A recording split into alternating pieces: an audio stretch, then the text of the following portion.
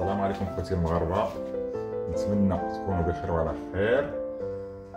اليوم غنقدم لكم واحد الوصفه ديال الدجاج اللي كيتندى في الفلفله الحمراء والطحين والبطاطا اللي كتندار بالزعتر والملحه والابزار. نبداو على بركه الله. نتمنى هاد الوصفه تروحكم وتكونوا بخير وعلى خير.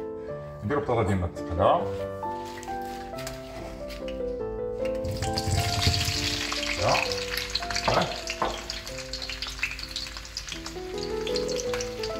الفلفله الحمراء ها هي كنخلطو بها طحين. وصفه هائله وغزاله. نديرو 2 معالق، انا درت من هذا من الماكينه. كنطيو 2 بيضات،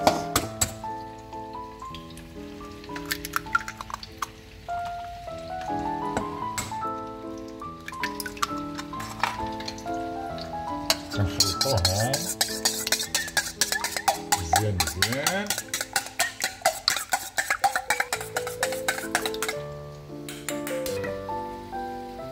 كنديرو شويه الملح بالدجاج،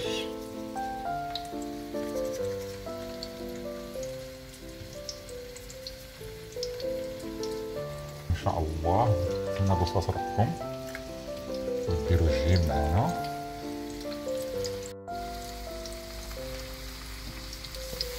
الحمراء مع الطحين كنزيدو واحد شويه باش كتعطينا اللون احمر.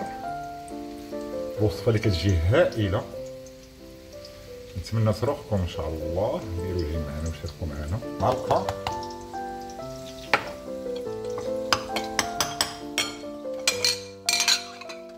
الان غنبداو نقليو ان شاء الله الطحين اللي درناه بالفلفله الحمراء. غنبداو نقليو الدجاج ديالنا اللي كيجي هائل ونقلبوه.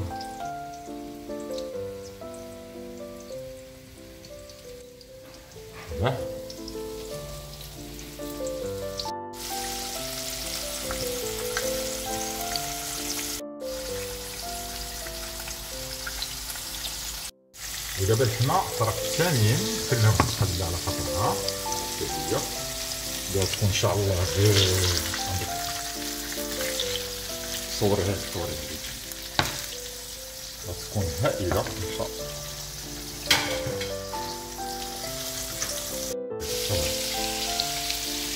كنقلبوه خليوه يتخلى على خاطرو. كنبقيو شويه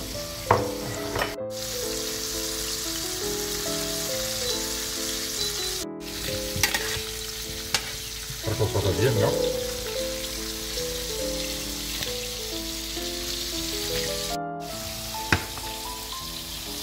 البطاطا ديالنا قربت توجد.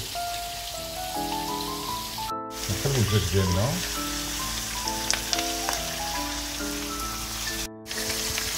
يتحمر شويه.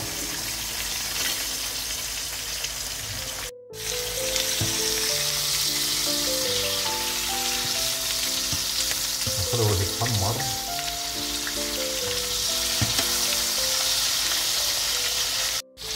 البطاطا ديالنا وجدات،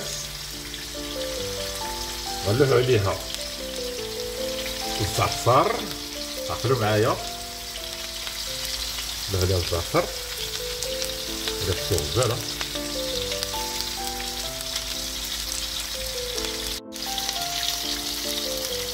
كتجي هائله هائله.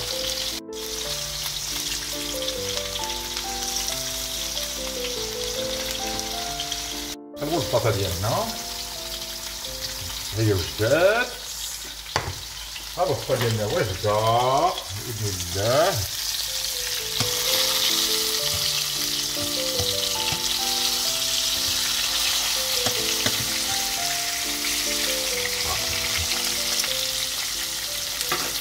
البطاطا ديالنا في البلاطو والدجاج ديالنا هو واجد حتى هو. الفلفله الحمراء والطحين. وصفه هائله، يعني وصفه هائله. شو الدجاج جا محمر بحال اللي كتخليه الحوت، جا محمر وغزال بالطحين والفلفله الحمراء. عقلوا على هاد الريسيطه وغزاله فينا.